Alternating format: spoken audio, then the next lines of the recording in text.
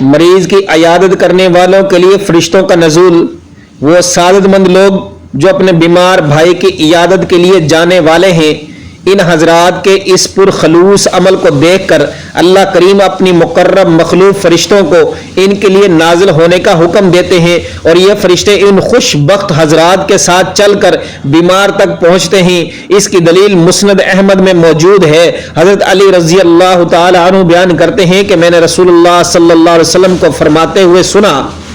جب کوئی مسلمان دن کی کسی گھڑی میں اپنے مسلمان بھائی کی عیادت کرے تو اللہ تعالیٰ 70,000 فرشتے بھیجتے ہیں جو شام تک اس کے لیے دعا کرتے ہیں، اور اگر رات کے کسی وقت عیادت کرے تو وہ فرشتے صبح تک اس کے لیے دعا کرتے رہتے ہیں۔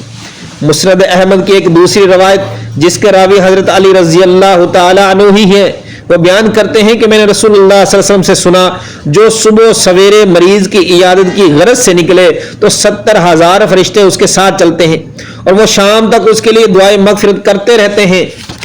اور اسے جنت میں ایک باغ عطا کیا جاتا ہے،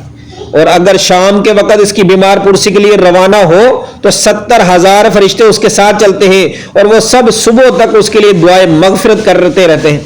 اور جنت میں اسے ایک باغ عطا کیا جاتا ہے۔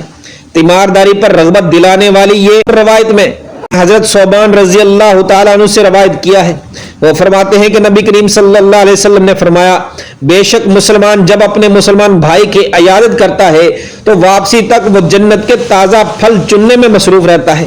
کسی نے سوال کیا، اللہ کے رسول صلی اللہ علیہ وسلم تو پھر جنت کیا ہے؟ آپ صلی اللہ علیہ وسلم نے فرمایا،